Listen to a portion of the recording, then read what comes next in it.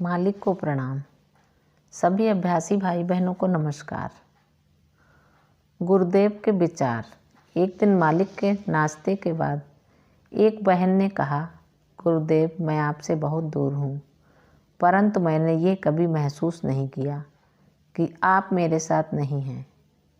गुरुदेव ने कहा, हाँ, यही सतत स्मरण की शक्ति है।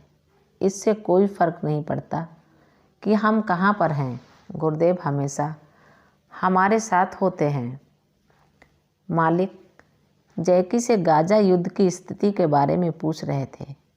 वे इज़राइल और फिलिस्तीन के मध्य इस संघर्ष के इतिहास के बारे में जानने के भी इच्छुक थे।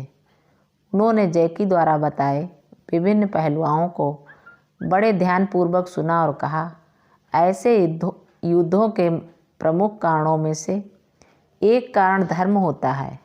उनसे मिलने आए एक अभ्यासी से गुरुदेव ने कहा, मैंने सुना है तुम सत्संग में उपस्थित नहीं रहते, क्या बात है? अभ्यासी कोई जवाब नहीं दिया और गुरुदेव ने कहा, ये मत सोचो कि सिर्फ सेवा करना ही पर्याप्त है। हम सेवा करते हैं क्योंकि ये हमारा कर्तव्य है, पर सिर्फ यही हमें आगे नहीं ले जाएगा। अभ्यासियों को अभ्यास नियमित रूप से करना है। चीन से आई एक बहन ने चीनी भाषा में कहा, मैं आज सुबह आपको देखकर बहुत खुश हूँ। और गुरुदेव ने उत्तर दिया, मैं सभी भाषाओं में आज सुबह आपको देखकर बहुत खुश हूँ। और सभी हंस पड़े। एक बहन ने कहा कि वे सब वापस जा रही हैं और गुरुदेव से एक संदेश चाहती हैं जिसका वे आजीवन अनुसरण कर सकें। गुरुदेव ने कहा, उन सभी से प्रेम करो जिनको वह प्रेम करता है। आश्रम के संदर्भ में गुरुदेव ने कहा, मैं हर उस जगह आश्रम चाहता हूँ जहाँ 30 से अधिक अभ्यासी हों, ताकि वे दूसरों के घर जाकर सिटिंग लेने में होने वाली असुविधा से बच सकें, क्योंकि तब वे आश्रम में ही सिटिंग ले सकेंगे।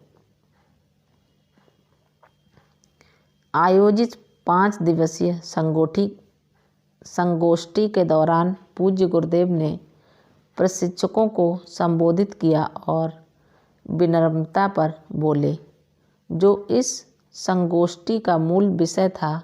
उन्होंने कहा कि विनम्रता का अर्थ होता है अंदर और बाहर से एक जैसा होना तथा स्वयं के प्रति सच्चा होना।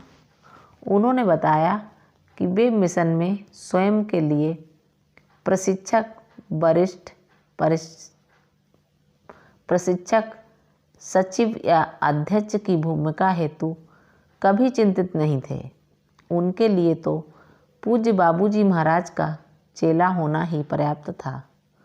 उनका जीवन केवल मिशन के कामों पर ही केंद्रित रहा और उनके लिए जीवन का सबसे बड़ा आनंद था कि वे इस तरह से काम करें कि जब पूज्य बाबूजी महाराज के पास मिलने जाएं तो वह उनके चेहरे पर मुस्कान देखें। पूज्य गुरुदेव के लिए यही सबसे बड़ा पुरस्कार था। एक अनौपचारिक बातचीत में पूज्य गुरुदेव ने कहा कि प्रशिक्षकों के लिए ये महत्वपूर्ण है कि वे अनुकरणीय व्यक्ति, रोल मॉडल बने। उन्होंने कहा, गुरुदेव को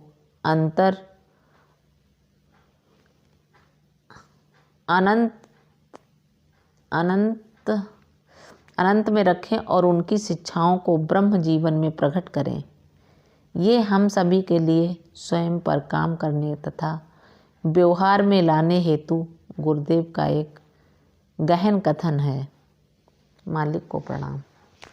सभी अभ्यासी भाई बहनों को नमस्कार। धन्यवाद।